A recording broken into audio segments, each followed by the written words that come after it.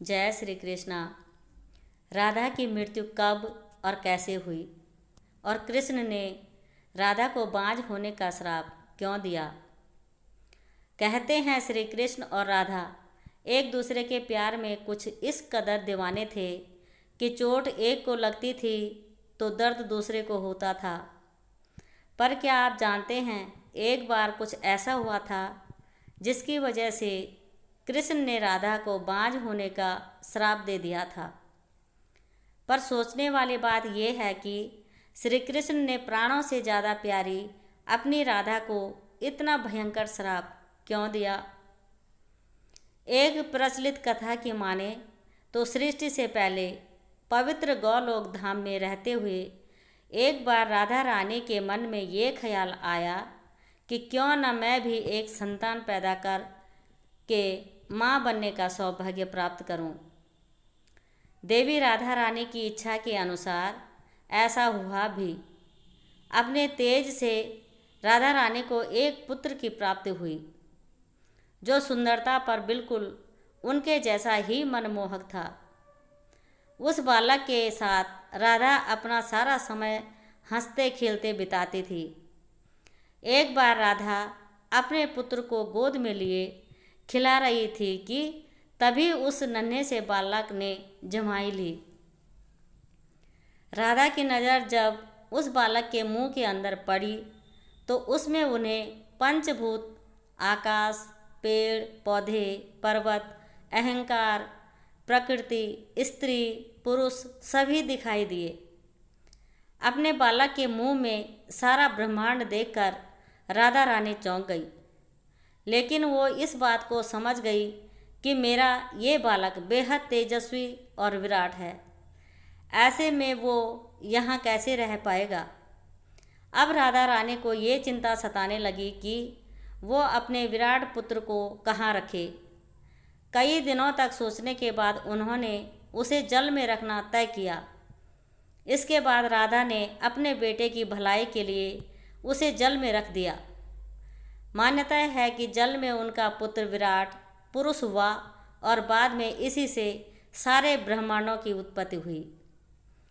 लेकिन पता नहीं कहाँ से ये बात श्री कृष्ण को पता चल गई और राधा का अपने पुत्र के लिए ऐसा व्यवहार उन्हें बिल्कुल पसंद नहीं आया। दरअसल श्री कृष्ण को यह बात अच्छी नहीं लगी कि राधा ने अपने छोटे से पुत्र को इस तरह से जल में रख दिया।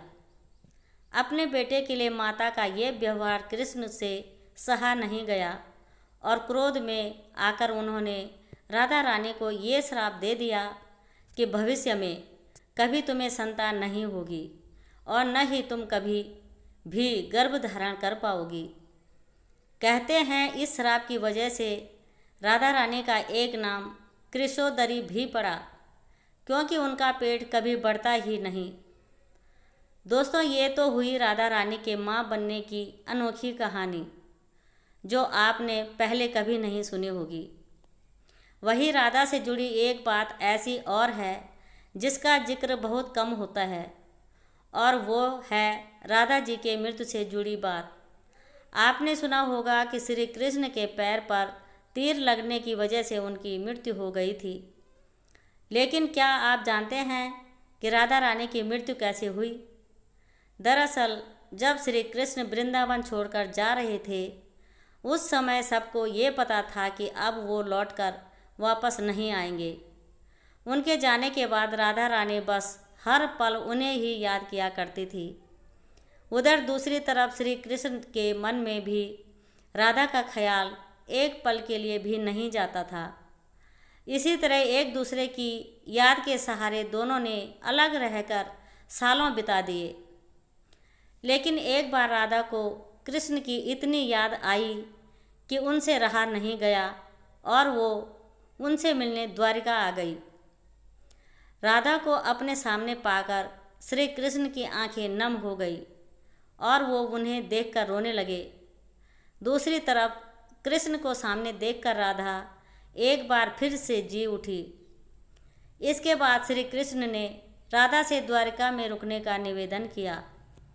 कृष्ण की बात मानकर राधा वहीं रुक गई और महल के कामकाज में हाथ बंटाने लगी। इन सब के बीच जो थोड़ा बहुत समय मिलता उसमें वो कृष्ण के दर्शन कर लेती थी। पर धीरे धीरे राज्य के कार्यभार में कन्हैया व्यस्त रहने लगे, जिस वजह से राधा उनसे वो जुड़ाव नहीं महसूस कर पा रही थी जो वो उनसे करती थी। तब राधा ने तय किया कि वो वापस वृंदावन चली जाएगी। वृंदावन वापस आकर भी राधा सिर्फ कान्हा का नाम ही लिया करती थी। कुछ ही समय में राधा की तबीयत खराब होने लगी और वो बेहद कमज़ोर पड़ने लगी। राधा को महसूस हो चुका था कि उनका अंतिम समय पास आ चुका है, इसलिए वो अपने कृष्ण को याद करते हुए उन्हें अपने पास बुलाने लगी। राधा के बुलाने पर कृष्ण उनके पास दौड़े चले आए और राधा को देखकर बोले, मांगो राधे, क्या मांगती हो। कृष्ण को सामने देखकर राधा की आंखें चमक उठी और वो बोली, कान्हा, मैं एक बार फिर से अपने पुराने कान्हा के रूप में तुम्हें बांसुरी बजाते हुए देखना चाहती हूँ। जिसके बाद कृष्ण ने अपनी बांसुरी निकाली और उस पर सुरीली सी धुन बजाने लगे। श्री कृष्ण तब तक बांसुरी बजाते रहे जब तक राधा उनमें विलीन नहीं हो गई। उधर कृष्ण की बांसुरी की धुन सुनते सुनते राधा ने अपनी देह त्याग दी। कहते हैं इसके बाद भगवान कृष्ण अपनी बांसुरी तोड़कर फेंक दी और दोबारा उसे कभी हाथ नहीं लगाया। तो दोस्तों, इस तरह से राधा रानी अपनी देह त्याग कर वापस अपने धाम चली गई। दोस्तों, कैसी लगी आपको कहानी ज़रूर कमेंट करें और चैनल को सब्सक्राइब ज़रूर करें, वीडियो को लाइक करें